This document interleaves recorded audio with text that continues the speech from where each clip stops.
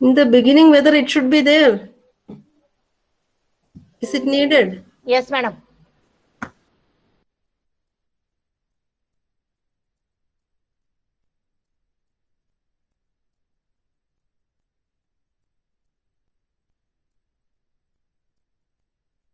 Children, all of you switch on the video. Sorry. Sindhu madam. Sir, yes, sir. ठीक है अല്ല madam കണ്ടില്ല join ചെയ്യിപ്പിക്കണം madam ठीक है वो ये हमारे पॉइंट अभी आएंगे. अच्छा सर, अच्छा. वो बोल दिया है. Okay.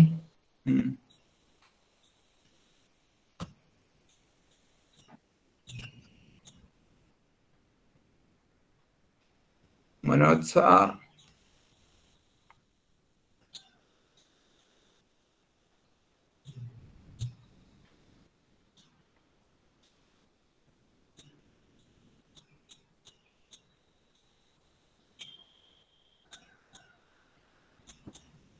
Good morning.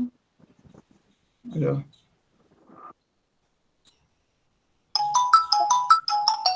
Hello.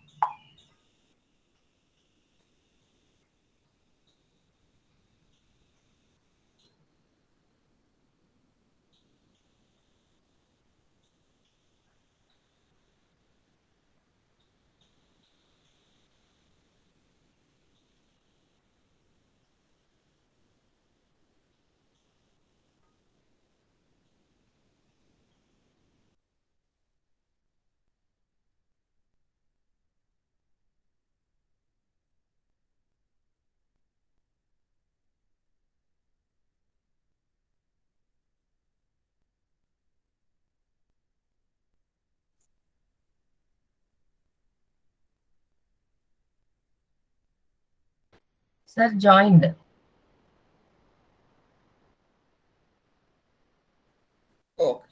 Okay. नमस्ते सर. जी नमस्ते. हम शुरू करेंगे सर. नमस्ते जी. नमस्ते. शुरू करेंगे. श्योर. नमस्ते. ठीक है जी. नमस्ते. ठीक है जी. ओके. देवीश्री शुरू कर. नमस्ते. अभिमान तब आता है जब हमें लगता है कि हमने कुछ किया है, और सम्मान तब मिलता है जब दुनिया को लगता है कि आपने कुछ किया है. सुप्रभात. आदरणीय मुख्य अतिथिद्वय श्री लक्ष्मी शंकर वाजपेयी जी और श्री मनोज कुमार जी, प्रधानाचार्य जी, शिक्षक गण एवं मेरे प्रिय साथियों, मैं देवीश्री की कक्षा 9वीं की छात्रा आज की प्रार्थना सभा का संचालन करने जा रही हूँ. अंग्रेजी एप्पल से शुरू होती है और ज़ेब्रा जानवर बनकर छोड़ती है. अंग्रेजी एप्पल से शुरू होती है और ज़ेब्रा जानवर बनकर छोड़ती है. हिंदी विश्व की एकमात्र भाषा है जो अ से अनपढ़ से शुरू होती है और ज्ञ से ज्ञानी बनाकर छोड़ती है. हिंदी विश्व की एकमात्र भाषा है जो अ से अनपढ़ से शुरू होती है और ज्ञ से ज्ञानी बनाकर छोड़ती है. आज सितंबर 14 हिंदी दिवस है. आज हमारे विद्यालय में हिंदी पखवाड़ा समारोह की शुरुआत होती है. हे मेरे प्रभु, प्रेम से भरी हुई आंखें देना, श्रद्धा से झुका हुआ सिर देना, सहयोग करते हुए हाथ देना, शपथ पर चलते हुए पांव देना और सिमरन करता हुआ मन देना. ईश्वर की प्रार्थना हमारे विचारों एवं इच्छाओं को सकारात्मक बनाती है और हमें आंतरिक संबल, उत्साह और आशा प्रदान करती है. अब हम ईश्वर की वंदना से दिन की शुरुआत करते हुए मैं 9वीं कक्षा की श्रेया शांतिलाल को आमंत्रित करती हूँ.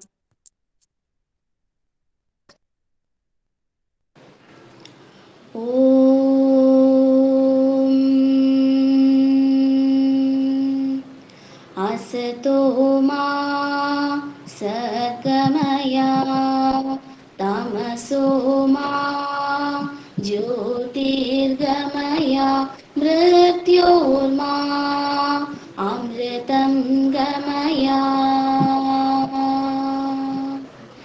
दया कर दान विद्या का हमें परमात्मा देना दया करना हमारी आत्मा में शुद्धता देना हमारे ध्यान में आओ प्रभु आंखों में बस जाओ अंधेरे दिल में आकर के परम ज्योति जगा देना बहा दो ज्ञान की गंगा दिलों में प्रेम का सागर हमें आपस में मिलजुल कर प्रभु रहना सिखा देना हमारा धर्म हो सेवा हमारा कर्म हो सेवा सदा ईमान हो सेवा व सेवक जन बना देना वतन के वास्ते जीना वतन के वास्ते मरना वतन पर जा फिदा करना प्रभु हमको सिखा देना दया कर दान विद्या का हमें परमात्मा देना दया करना हमारी आत्मा में शुद्धता देना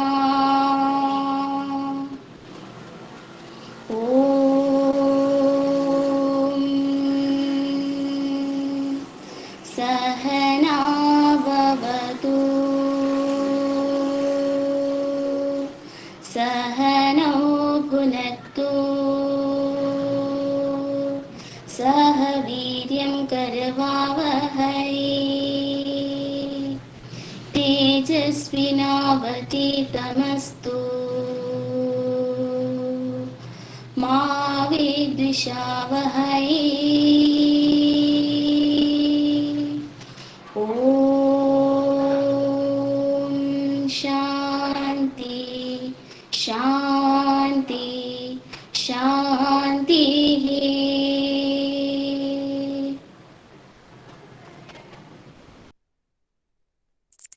प्रतिज्ञा अर्थात दृढ़ संकल्प।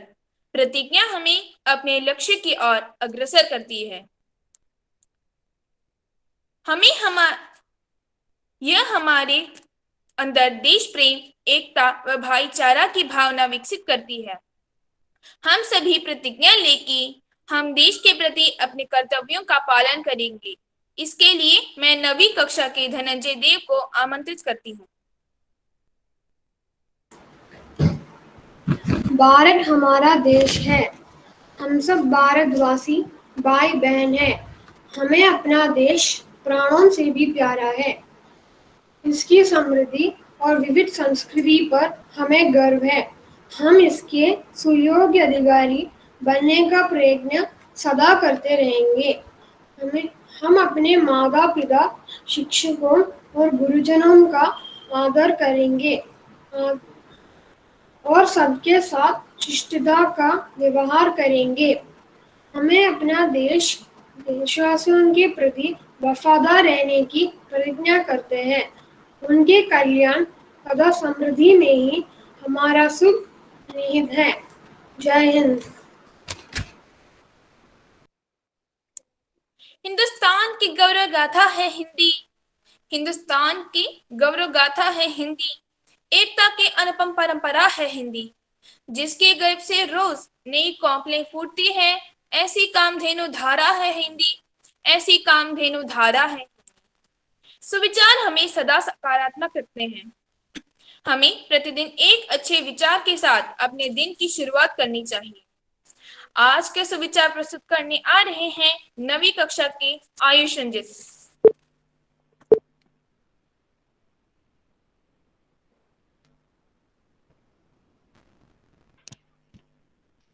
आज का विचार। निज भाषा उन्नति है, सब उन्नति को मूल। बिन निज भाषा ज्ञान के मिटत नहीं या कसूल। भारतेंदु हरिश्चंद्र। अर्थात मातृभाषा की उन्नति बिना किसी भी समाज की तरक्की संभव नहीं है तथा अपनी भाषा के ज्ञान के बिना मन की पीड़ा को दूर करना भी मुश्किल है। मैं विचार दोहराता हूँ। निज भाषा उन्नति है, सब उन्नति को मूल। बिन निज भाषा ज्ञान के मिटत नहीं या कसूल। धन्यवाद और हिंदी दिवस की शुभकामनाएं।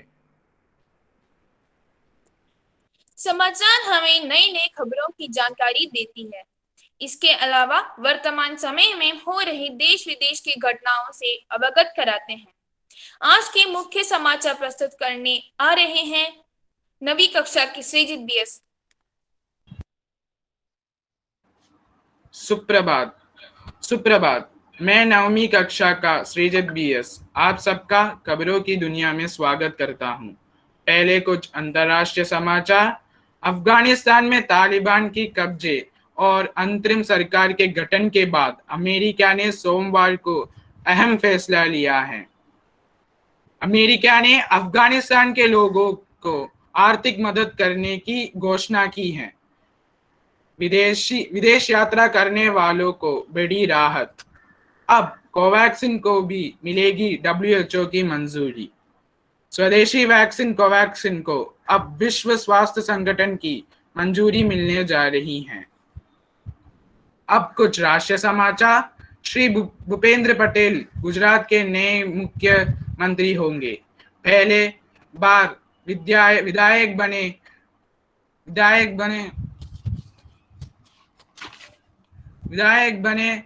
पटेल का चयन कर भाजपा ने एक बार फिर सभी को चौंका दिया। तीसरी लहर से पहले नई चुनौती। महामारी के बीच निपा, डेंगू और मलेरिया ने बढ़ाया स्वास्थ्य सेवाओं पर भार।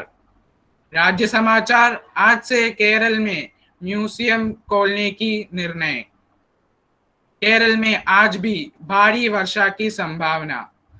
7 जिलों में येलो अलर्ट।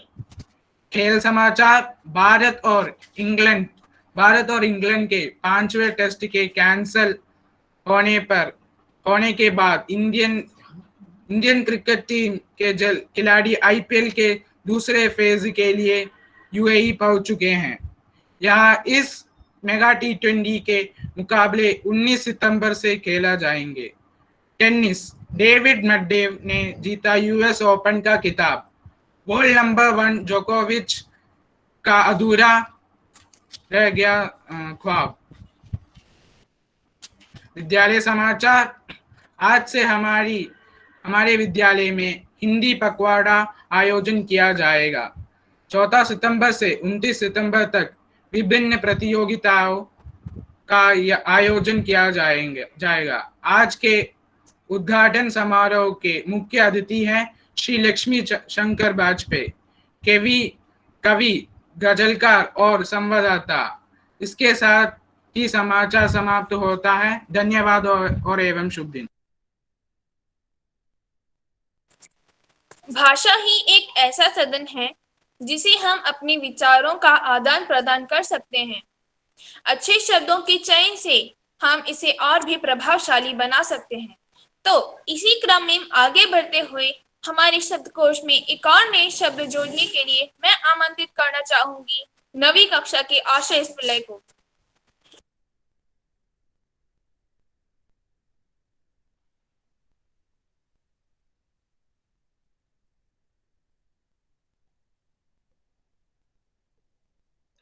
सुप्रभात। आज की नए शब्द है राजभाषा, अर्थात देश के राजकाज अथवा शासन में प्रयुक्त भाषा। वाक्य में प्रयोग। 14 सितंबर 1949 को हिंदी भाषा को राजभाषा का दर्जा मिला। इन इंग्लिश ऑफिशियल लैंग्वेज, इन संस्कृत राज्य भाषा। मैं आज की नए शब्द पुनः दोहरा रही हूँ, राजभाषा अर्थात देश के राजकाज अथवा शासन में प्रयुक्त भाषा। धन्यवाद और एवं शुभ दिन।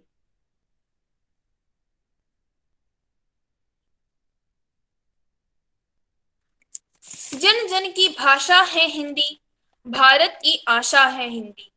जिसने पूरे देश को जोड़े रखा, वो मजबूत धागा है हिंदी, वो मजबूत धागा है हिंदी। हिंदी अपने देश हिंदुस्तान की पहचान है। यह देश की सबसे ज्यादा बोली जाने वाली भाषा है, इसलिए हिंदी को राजभाषा का दर्जा प्राप्त है। आज ही के दिन भारत की संविधान सभा ने देवनागरी भाषा में लिखी गई हिंदी भाषा को भारतीय गणराज्य की राजभाषा घोषित किया था। हिंदी के प्रचार और प्रसार के लिए 14 सितंबर 1949 से प्रतिवर्ष 14 सितंबर को हिंदी दिवस के रूप में मनाते हैं। हिंदी के विषय में हमें और जानकारी देने के लिए आ रहे हैं नवी कक्षा के अभिरामी आर पिल्लई और अभिजीत आर पिल्लई।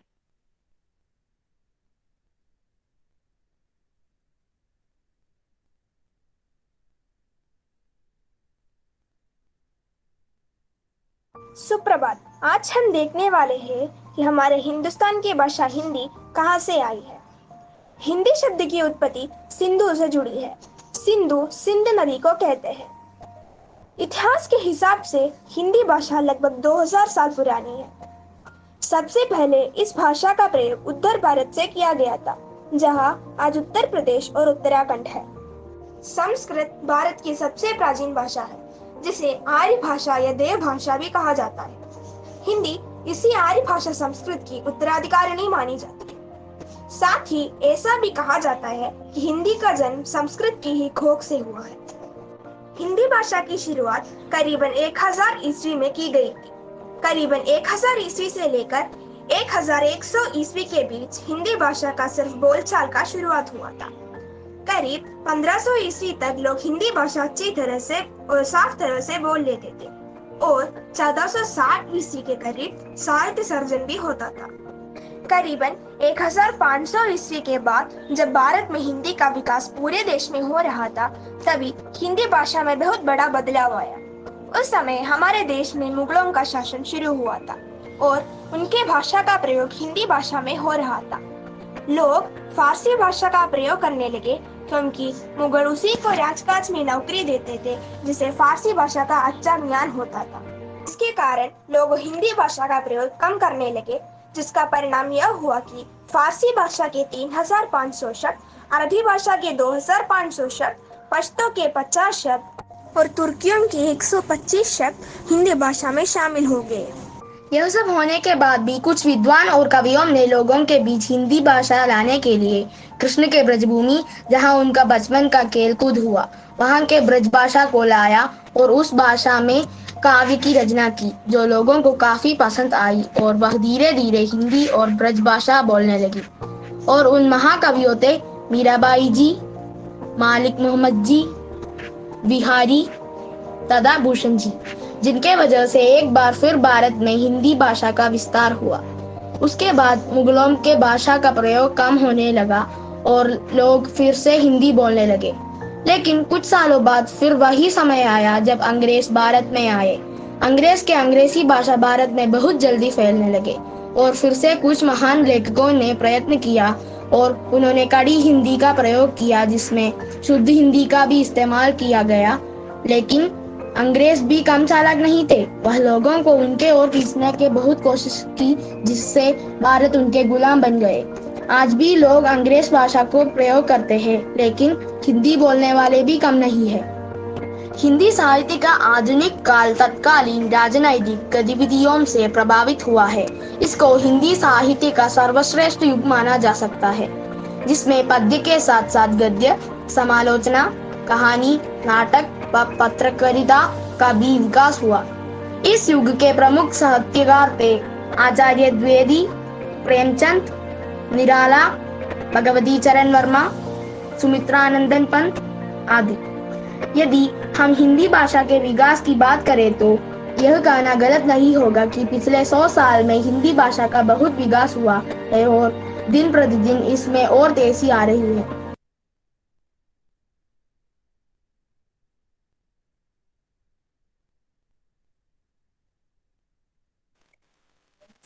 हमारे लिए बड़े सौभाग्य की बात है कि इस समारोह की महिमा बढ़ाने के लिए 2 अतिथियों को प्राप्त हुआ। अब हम हिंदी पखवाड़े के उद्घाटन समारोह की तरफ प्रवेश करेंगे। अब हमारे मुख्य अतिथियों का परिचय कराने के लिए मैं श्री अजित कुमार जी, पीजीटी हिंदी, केवी कॉलम अध्यापक को स्वागत करती हूँ। नमस्ते। परम श्रद्धेय हिंदी साहित्य के जाज्वल्यमान नक्षत्र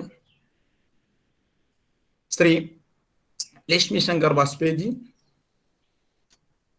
और श्री मनोज कुमार जी, प्राचार्य, शिक्षकगण, छात्र छात्राओं और अभिभावकों, सबसे पहले मेरी तरफ से सभी को हिंदी दिवस की हार्दिक शुभकामनाएं। आज का दिन हम सबके लिए बहुत खुशी की बात होती है। केंद्रीय विद्यालय कोल्लम के इतिहास में सबसे पहले इतने बड़े पैमाने पर, यदि भी ऑनलाइन में भी हो, तो हिंदी पखवाड़ा समारोह का आयोजन किया जा रहा है। तो हमारे सौभाग्य की बात है, 2 अतिथि द्वय हमें मिल गया है। और श्री लक्ष्मी शंकर वाजपेयी जी, जो वे हिंदी के जाने माने जो साहित्यकार है, और उन्होंने भौतिकी में शिक्षा यदि भी प्राप्त की है, तो भी उस भौतिकी की जो है बौद्धिकता जनता की सेवा के लिए, जनता के मनोरंजन के लिए उन्होंने समर्पित कर दिया है। भौतिकी में स्नातकोत्तर शिक्षा पाने के बाद आकाशवाणी में उन्होंने कार्यभार संभाला है। हम जानते हैं, तो 20 साल पहले लगभग जो है संपर्क का ही साधन, लोगों के बीच में संपर्क स्थापित करने का एकमात्र साधन रेडियो ही था। और उस जमाने में रेडियो के द्वारा जनमानस में उन्होंने अपनी छवि स्थापित की थी। AIR में जो सीधे प्रसारण के द्वारा वो एकदम लोकप्रिय बने हैं। खासकर 26 जनवरी और अगस्त 15 के दिनों में जो कार्यक्रम दिल्ली में चल रहे थे, उनका सीधा प्रसारण उनके मुख से ही संपन्न हुआ है, और जनता के जो है कानों पर उनकी आवाज सदा गूंजती रही है। और जैसे कि हम जानते हैं कि भाषा का जो है उद्देश्य कम्युनिकेशन है, और साहित्य का मनोरंजन, और उसके साथ साथ समाज सुधार भी। तो हमारे जो है आज के जो मुख्य अतिथि श्री लक्ष्मी शंकर वाजपेयी जी, उन्होंने इन तीनों की त्रिवेणी बखाई है, और संपर्क का जो साधन के रूप में भाषा का जिस ढंग से उन्होंने अपने जो कार्यालय के जीवन के संदर्भ में उपयोग किया है, वो सब कुछ सबके लिए अनुकरणीय बात है। और एकदम वो एक कम्युनिकेटर के रूप में हमारे सामने अवतरित हुए हैं। और साहित्य के क्षेत्र में तो जाने माने साहित्यकार है, खासकर बाल साहित्य के प्रति उनकी बहुत बड़ी रुचि है, और जिसके कारणवश दिल्ली हिंदी अकादमी के द्वारा उन्हें बाल साहित्य पुरस्कार भी प्राप्त हुआ है। तो ऐसे एक सुयोग्य सज्जन पंडित, दिग्गज पंडित को हमें आज जो है उद्घाटन करने के लिए हमें मिल गए हैं। ये हमारी जो सौभाग्य की बात है। और आकाशवाणी से जो है डिप्यूटी डायरेक्टर जनरल के रूप में उनका जो है अवकाश प्राप्त हुआ है, और न केवल जो है उसी प्रकार बल्कि हिंदी के प्रचार प्रसार के क्षेत्र में भी उन्होंने भरसक प्रयास किया है, और कई पाश्चात्य देशों में उन्होंने भ्रमण किया है, और जहां अपनी कविताओं का प्रस्तुतिकरण किया है, हिंदी का प्रचार किया है। और इसमें जो है सबसे ध्यान देने योग्य की बात है कि 1913 में जो वेनेजुएला में जो विश्व कविता समारोह संपन्न हुआ था, उसमें भारत की तरफ से जो है एकमात्र साहित्यकार श्री लक्ष्मी चंद्र वाजपेयी जी थे।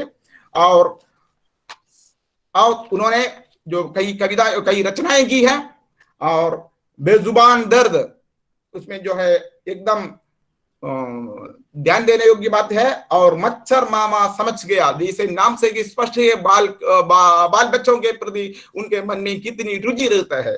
और देखिए, खुशबू तो बचा ली जा, ये पुस्तक बहुत जो है महत्वपूर्ण है, और तो हम सबके लिए जो है वो पढ़ने योग्य है। जरूर हम देखिए बच्चों को जो है इसके पुस्तकालय के द्वारा इसको जो है हम प्रदान किए जाएंगे। और हमारे लिए सबसे जो है खुशी की बात है उनकी उपस्थिति यहाँ हुई है, और उनकी वाणी से हमारे जो है हम का जो है कार्यक्रम का शुभारंभ हो रहा है। तो उसकी सबकी तरफ से जो है हम देखिए उनको जो है आमंत्रित करता है ये अपने मंच में। और दूसरा जो है हमारा जो है मित्र है, अभिन्न मित्र है, ये मनोज कुमार जी। देखिए, उन्होंने भी एक और जो है देशभक्ति के क्षेत्र में काम किया है, देश सुरक्षा के रूप में काम किया, और दूसरी ओर हिंदी के प्रचार प्रसार के रूप में भी काम किया है।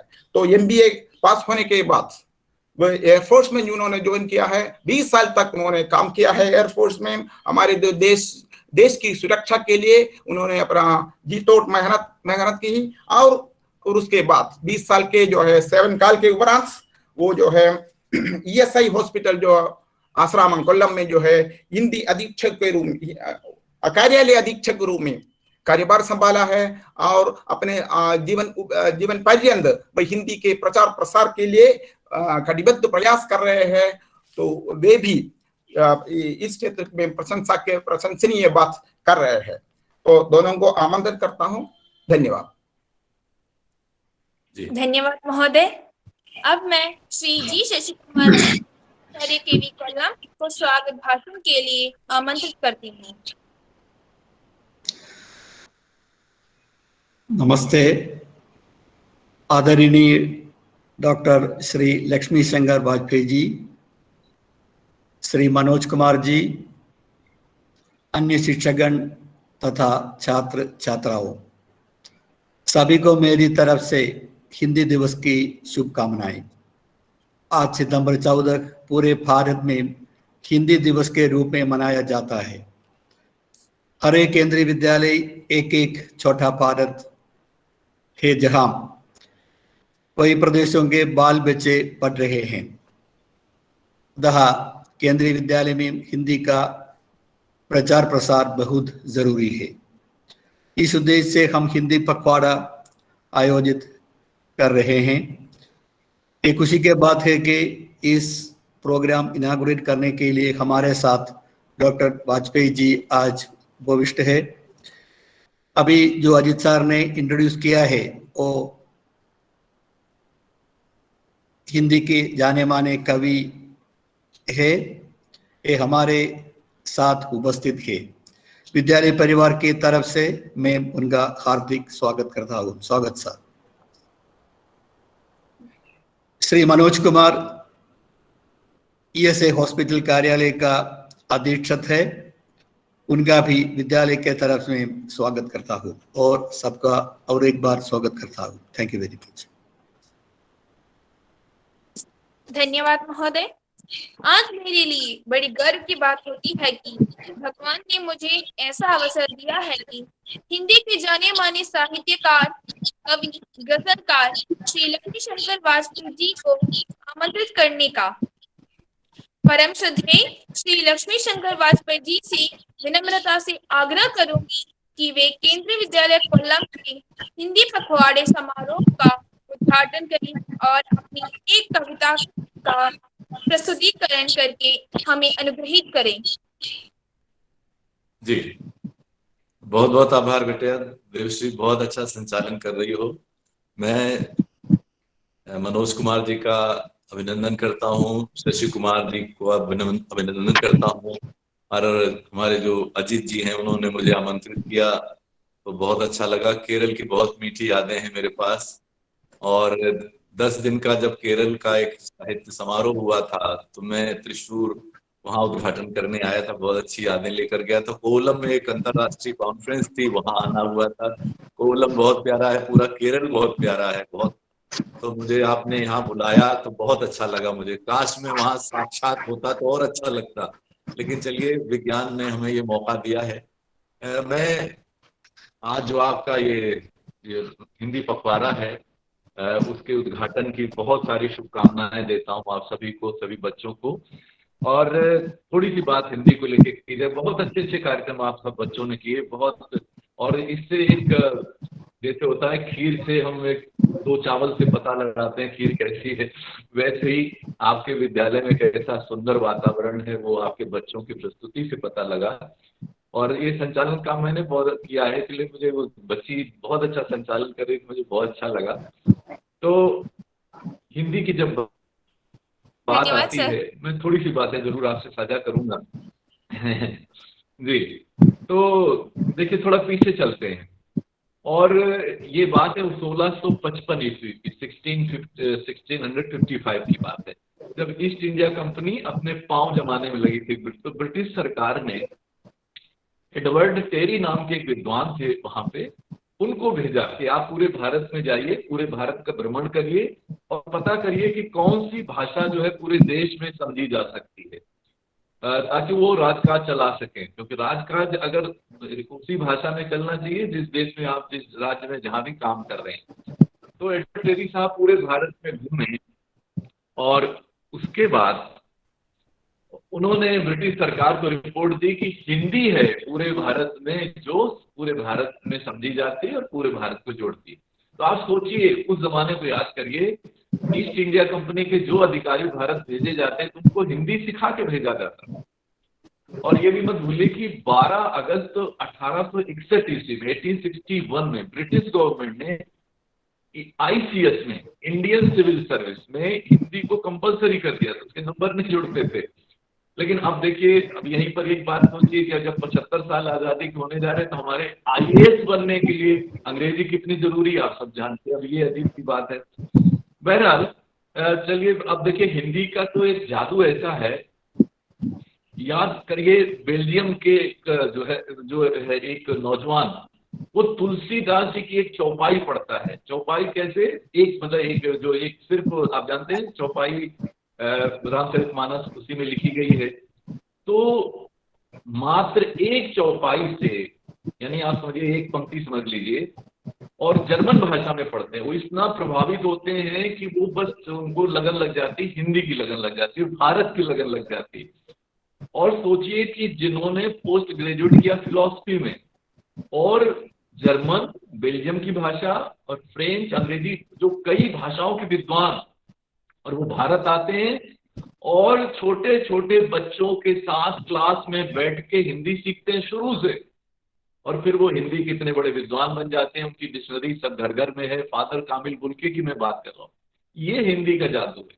उधर महारानी विक्टोरिया सुनती अपने रसोई घर में किसी भारतीय को गुनगुनाते हुए, उन्हें इतना अच्छा लगता है कि वो हिंदी के प्रति उनका प्रेम हो जाता है। तो भारत से एक टीचर भेजा जाता है महारानी विक्टोरिया को हिंदी सिखाने के लिए। तो हिंदी का जो जादू है वो अपना एक जादू है, और जो पूरे देश को जोड़ता है। हमारे जब टैगोर जी को मिला था वो नोबेल प्राइज, उनको लेक्चर के लिए अहमदाबाद बुलाया गया, गुजरात बुलाया गया। तो उन्होंने महात्मा गांधी को चिट्ठी लिखी कि मैं क्या करूं, मेरी वहां अंग्रेजी कोई समझेगा नहीं, गुजराती मुझे आती नहीं, मेरी हिंदी थोड़ी गड़बड़ है, उसमें वो पुल्लिंग स्त्रीलिंग में भटक जाता हूं, तो क्या करूं। तो गांधी जी ने तुरंत उनको पोस्ट कार्ड लिखा, भाई जैसी तुम्हें हिंदी आती टूटी फूटी वैसे ही बोलो, देखो बहुत अच्छा लगेगा। और सच में वो वहां जाके हिंदी में ही बोलते हैं। फिर उनको इतनी सराहना मिलती है कि फिर वो जहां जहां मौका मिला उन्हें वो हिंदी में भाषण दिया। इसी तरह हमारे आर्य समाज जिन्होंने बनाया, स्वामी दयानंद जी, उनको वो संस्कृत में प्रवचन दिया करते थे। तो उनको किसी ने कहा कि देखिए, अगर आर्य समाज को आप गांव गांव घर घर ले जाना चाहते हैं पूरे भारत में, तो आप हिंदी का प्रयोग करिए। और फिर स्वामी दयानंद जी ने हिंदी का प्रयोग करना शुरू किया और आर्य समाज पूरे घर घर में फैल गया। ये हिंदी की ताकत है। और इसी तरह से अगर अभी नए जमाने की हम बात करें, बहुत लंबी बात नहीं करूं, बहुत संक्षेप में सारी बात करूंगा। तो आप सोचिए, 7+ चैनल, दुनिया का सबसे बड़ा मीडिया मेरा क्षेत्र है, और दुनिया का वो सबसे बड़ा मीडिया सम्राट भारत में बड़े ही रुतबे के साथ आया, अंग्रेजी का 24 घंटे का चैनल लेके आया, लेकिन ना तो उसकी कोई पहचान बनी, ना कोई प्रतिष्ठा बनी। फिर उसने धीरे से हिंदी के कार्यक्रम करने शुरू किए तो उस चैनल की इतनी प्रतिष्ठा बन गई, उसी में शुरुआत हुई कौन बनेगा करोड़पति की, सास भी कभी बहू थी जैसे कार्यक्रम आए, और वो चैनल इतना सुपरहिट हुआ, वो 24 घंटे का अंग्रेजी चैनल 24 घंटे का हिंदी चैनल बन गया। ये हिंदी की ताकत। तो ये हिंदी का जो जादू है वो पूरे देश से अगर जुड़ना है तो फिर हिंदी बहुत जरूरी बन जाती है। और ये भी मत भूलिए, मैं फिर याद दिलाना चाहता हूँ कि जब आजादी के हमारे महान जो राष्ट्र नेता थे उनकी मातृभाषा क्या थी वो भी हमें याद रखना जरूरी। लोकमान्य तिलक की मातृभाषा मराठी, लाला लाजपत राय की पंजाबी, महात्मा गांधी की गुजराती, पंडित नेहरू की कश्मीरी, सुब्रमण्यम भारती जी की तमिल, ये जितने हमारे महापुरुष हैं सबकी, सुभाष चंद्र बोस जी की बांग्ला, लेकिन ये सारे लोग चाहते थे कि हिंदी राष्ट्रभाषा बने। तो ये यही हिंदी की का जो है वो एक ताकत भी है, हिंदी का जादू भी है। तो मैं बहुत लंबी बात आज नहीं करूंगा, बहुत संक्षेप में ही सारी बात मैंने की है। बस ये है कि हिंदी पूरे देश में अगर उस तरह से अपना जगह बना ले, सम्मान बना ले, अंग्रेजी की जरूरत हमें है, एक इंटरनेशनल लैंग्वेज के नाते उसकी जरूरत है। और जब तक हमारे पास दूसरा विकल्प नहीं आते, अल्टरनेटिव नहीं बनता, तब तक हमको हायर स्टडीज में अंग्रेजी की जरूरत पड़ेगी। और हमें अंग्रेजी की जरूरत पड़ेगी जो हमारे जैसे वही साइंस एंड टेक्नोलॉजी की जरूरत है, लेकिन उसके अलावा उसकी जरूरत नहीं होनी चाहिए। हमें अपनी भाषाओं का, वो हिंदी की बात नहीं है, सारी भारतीय भाषाएं, उनका सम्मान होना चाहिए, उनको इज्जत मिलनी चाहिए। अंग्रेजी रुतबे की भाषा नहीं बने। परेशानी की बात यह है कि कई लोगों ने, जैसे जबलपुर में एक यादव बच्चा था, उसने आत्महत्या की, इंदौर में एक बच्ची ने, अंग्रेजी कमजोर होने की वजह से। ये अंग्रेजी कमजोर होना कोई बहुत बुराई वाली बात थोड़ी। अब कपिल देव जी की अंग्रेजी मान लो शुरू में कमजोर थी, लेकिन वो क्रिकेटर तो महान है। सहवाग जी की, वीरेंद्र सहवाग की तो मान लो अंग्रेजी शुरू में कमजोर थी, तो उससे क्या हो गया, क्रिकेटर तो वो महान है। तो अंग्रेजी की वजह से लोगों का भविष्य खराब हो, वो उचित नहीं है। हमारी भारतीय भाषाएं इतनी समृद्ध हो, इतनी संपन्न हो कि उन्हीं में सारा अध्ययन हो और उन्हीं के जरिए उनको रोजगार मिले, ताकि ये अंग्रेजी का बोझ नहीं हमारे ऊपर बने। आप अंग्रेजी में कोई विद्वान बने, अंग्रेजी में कोई कविताएं लिखे, कहानियां लिखे, लेखक बने, उससे कोई समस्या नहीं है। लेकिन एक बचपन से बोझ लद जाए कि हमें अंग्रेजी में सब कुछ करना है, वो ठीक नहीं है। देखिए, मैं आखिरी बात कहता हूं कि दुनिया का कोई साइंटिस्ट उठा लीजिए, वो उसको जो मातृभाषा में ही उसकी बुनियादी शिक्षा हुई है, ऐसा कोई वैज्ञानिक खोजने से नहीं मिलेगा आपको। यहाँ भी भारत में भी नहीं मिलेगा। भारत में भी जगदीश चंद्र बोस हो, चाहे कलाम साहब हो, चाहे सीवी रमन जी हो, सबने अपनी मातृभाषा में ही बुनियादी जो शिक्षा, प्राइमरी एजुकेशन पाई थी। हमारे यहाँ जो शुरुआत से अंग्रेजी आ जाती बच्चों पे, उससे कहीं ना कहीं उनका एक बौद्धिक विकास रुक जाता है। दो परेशानियां हैं, आखिरी बात खत्म करता हूं यहाँ से, कि दो परेशानियां है कि हिंदी हमारी भारतीय भाषा कोई राष्ट्रभाषा बनती, लेकिन अंग्रेजी चूंकि शासन में चलती है, तो अगर उसको 10% लोग भी नहीं जानते तो शासन नहीं चल सकता। इसीलिए हमारे करोड़ों अरबों रुपए की योजनाएं बनती हैं और वो आम जनता तक नहीं पहुंच पाती। एक दीवार खड़ी हो गई है। तो मैं तो इंग्लैंड 2 बार गया हूँ, वहां वो कानून लागू नहीं है जो भारत में जिस तरह ब्यूरोक्रेसी चलती है, अंग्रेजी की एक दीवार बना के खड़ी कर दी गई है। ये बहुत बड़ा नुकसान है। और हमारा एक जो बौद्धिक स्तर, हमारे जो इंटेलेक्चुअल जो पावर है, वो कहीं ना कहीं उसमें गिरे, क्योंकि 8 साल तक बच्चे का सारा बौद्धिक विकास हो जाता है, और वो विकास अगर मातृभाषा में नहीं है तो फिर वो नुकसानदायक होता है।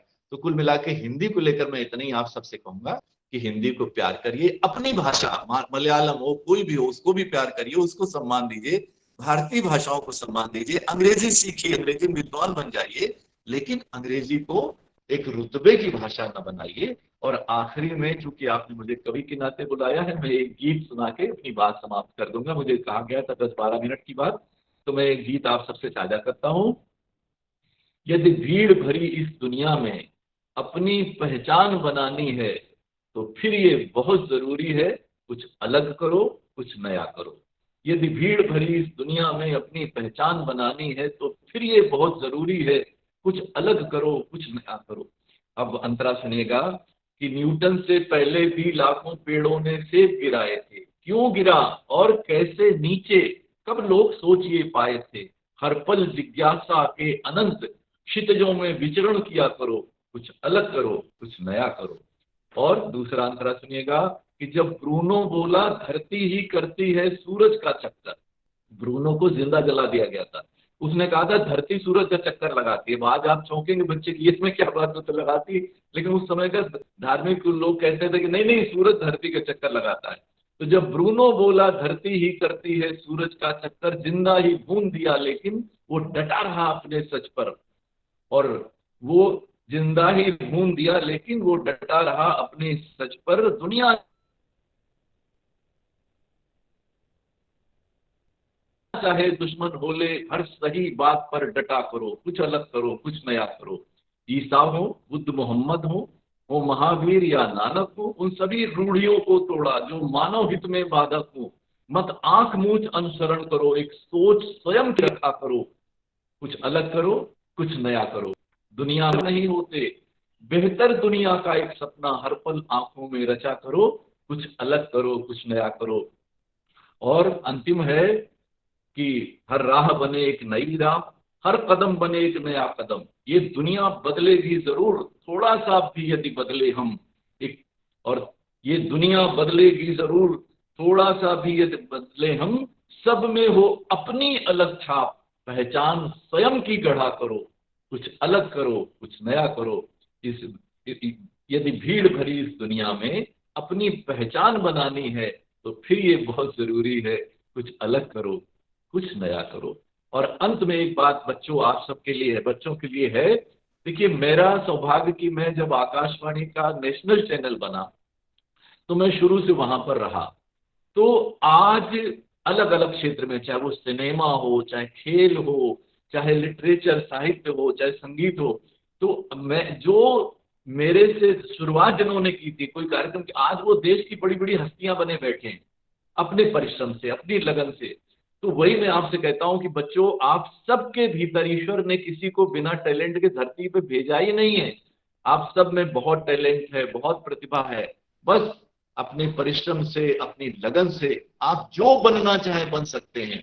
मेरा सौभाग्य कि मुझे देश के 7 राष्ट्रपतियों से, 9 प्रधानमंत्रियों से मिलने का मौका मिला और दुनिया की बड़ी बड़ी हस्तियों से, देश की बड़ी बड़ी हस्तियों से मिलने का मौका मिला।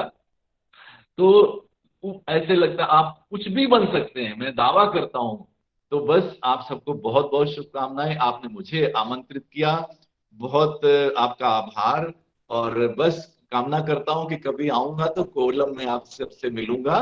तो एक बार फिर से शशि कुमार जी, अजीत जी का आभार, और मैं मनोज जी का भी स्वागत करता हूं। सब बच्चों आपको बहुत सारी शुभकामनाएं, धन्यवाद, नमस्कार। बहुत बहुत धन्यवाद sir, thank you sir for inspiring words. धन्यवाद। हाँ, आपके वचन और आपके कविता ने एक नया जोश प्रदान किया है। धन्यवाद महोदय। अब आशीर्वाद भाषण के लिए श्री मनोज कुमार जी, कार्यालय अधीक्षक ESIC अस्पताल आश्रमम कोल्लम को मैं आमंत्रित करती हूँ।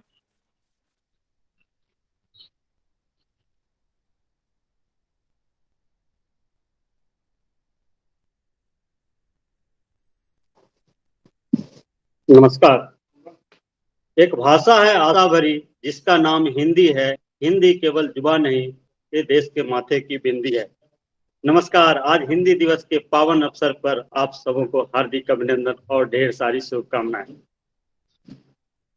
जैसे हमारे मुख्य अतिथि वाजपेयी सर ने बहुत सारे इतिहास हमारे हिंदी के बारे में बता दिया, उन्होंने इतनी अच्छी अच्छी बातें बताई जो आप बच्चों को नहीं हमें भी बहुत सारी प्रेरणा देती है।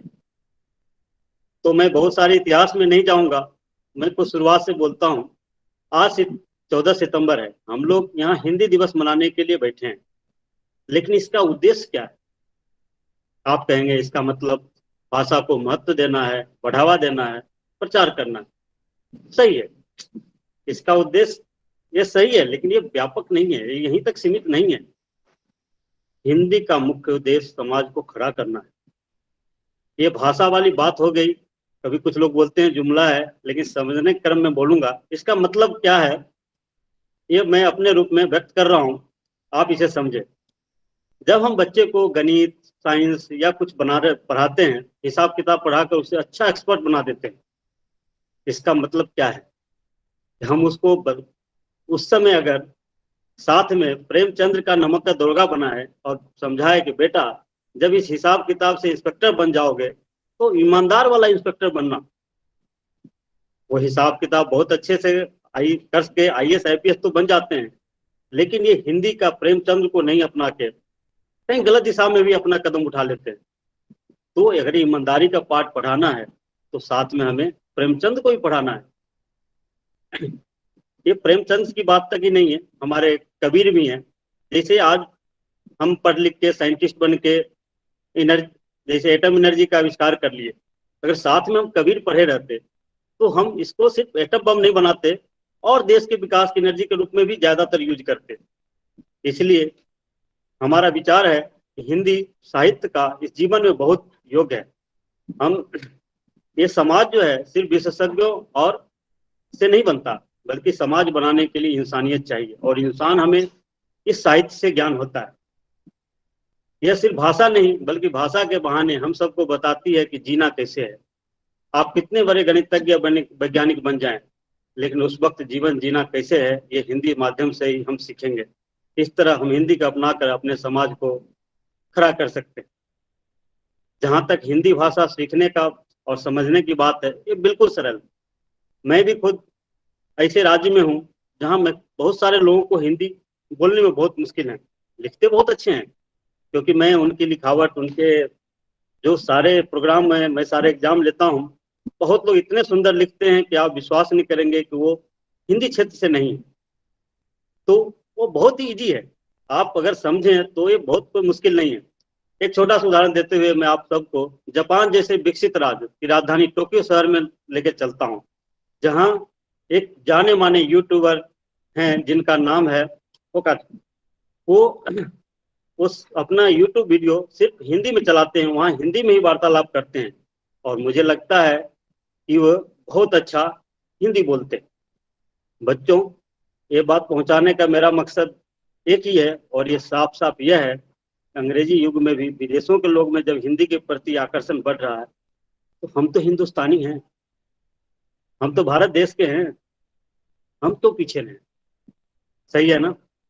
अतः मन से हिंदी सीखें, और हिंदी लिखने तक ही सीमित नहीं है, हिंदी का प्रयोग हमारे जीवन में बहुत महत्व है। अब जहां तक हिंदी का ही क्यों प्रचार कर रहे हैं, ये हम हमारे देश में जैसे जानते हैं कि बहुत हर राज्य की अपने अपने भाषाएं, सब भाषा की अपनी अपनी महत्व है। लेकिन बच्चों, जैसे विभिन्न तरह के फूलों को लेकर हम एक माला बनाते हैं, और उस माला का महत्व सिर्फ वो धागा बनाता है, तो हिंदी वही धागा है जो सारे फूलों को जोड़ के रखता है। इसलिए हम हिंदी को इतना महत्व देते हैं। एक छोटी सी पंक्ति इस पर कहना चाहूंगा, एकता की शान है हिंदी, देश की शान है हिंदी, सबको कर दे एक समान, हिंदी भाषा है बड़ी महान। तो हिंदी हमारी इस भाषा को एकता की पाठ पढ़ाती है। तो आइए आज हिंदी दिवस की पावन अवसर पर हम सब मिलकर यह संकल्प ले कि हिंदी की भाषा को विकसित करने के लिए अपनी ओर से जितनी छोटी से छोटी हो कोशिश जरूर करें, खुद पढ़ें भी, दूसरे को भी प्रेरित करें और पढ़ाएं। जब शुरू में हम हिंदी सीख जाएंगे तो तभी जाके हम हिंदी साहित्यकार, जो बड़े बड़े साहित्यकार हैं, उनकी पुस्तकें पढ़ेंगे, सारी ज्ञान होगी। मैं इस दुनिया में मैं नहीं बोलता कि हिंदी का ही प्रयोग करें, अंग्रेजी भी जरूरत है, साइंस भी जरूरत है, मैथ्स भी जरूरत है, लेकिन अपनी मातृभाषा को हम छोड़ नहीं सकते हैं। जैसे वाजपेयी साहब ने बोला कि कोई भी देश के वैज्ञानिक हो, सब अपनी मातृभाषा में ही पढ़ के आगे बढ़े हैं, तो हम भी अपनी मातृभाषा को कभी नहीं छोड़ें, उनको साथ में रखें, और उसी से हमारा जीवन शैली बताती है। आज बड़े बड़े मंचों पर जाइए, हमारे खुद प्रधानमंत्री मोदी जी भी हर जगह हिंदी बोलते हैं, और हिंदी अब साधारण भाषा नहीं रही, पूरे देश विदेश में बहुत सारे लोग हिंदी को समझते हैं, जानते हैं। आप खुद जाके देखिए, जितने हमारे पास अभी मीडिया हैं, सारे जगह हिंदी भाषा उपलब्ध है।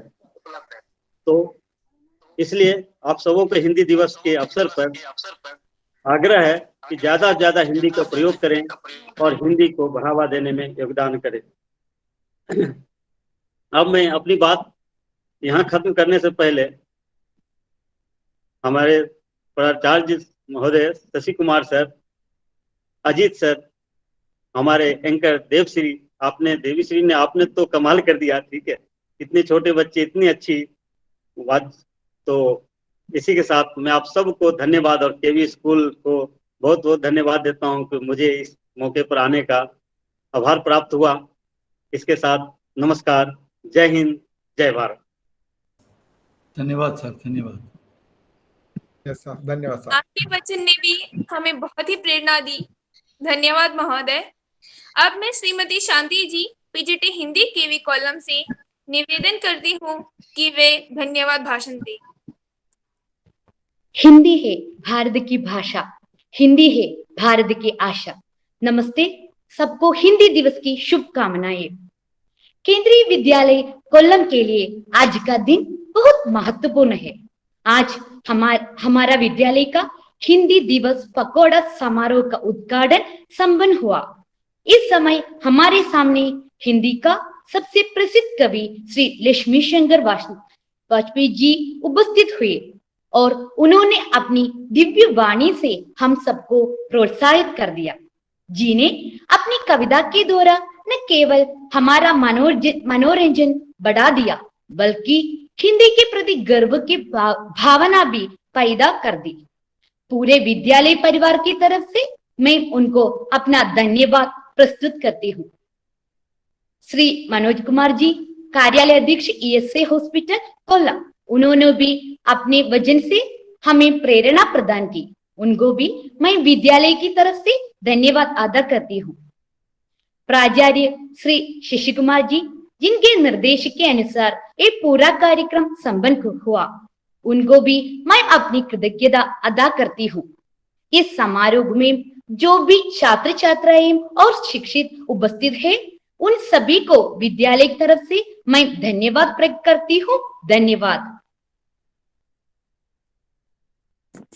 धन्यवाद महोदया। अब मैं राष्ट्रगान के लिए श्रेया शांतिलाल को आमंत्रित करती हूँ।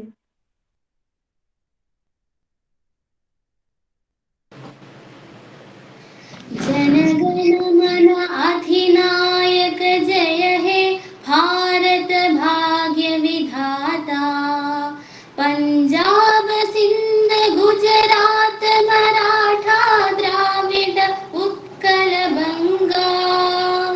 विंध्य हिमाचल यमुना गंगा उच्छल जलधि तरंगा। तव शुभ नामे जागे, तव शुभ आशीष मागे। गाहे तव जय गाथा, जन गण मंगलदायक जय हे भारत भाग्य विधाता।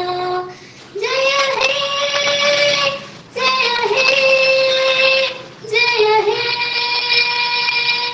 जय जय जय जय हे।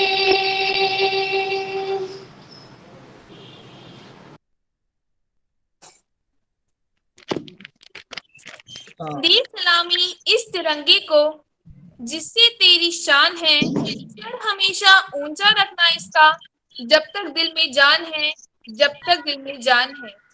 इन्हीं वाक्यों से मैं देवीश्री के आज का कार्यक्रम समाप्त करते हुए विदा लेती हूँ। धन्यवाद एवं शुभ। सबका आभार, सबका अभिनंदन। नमस्कार। नमस्ते सर। धन्यवाद। नमस्कार मनोज सर। ओके, यस, ठीक है। ठीक है sir, thank you. Okay, thank you.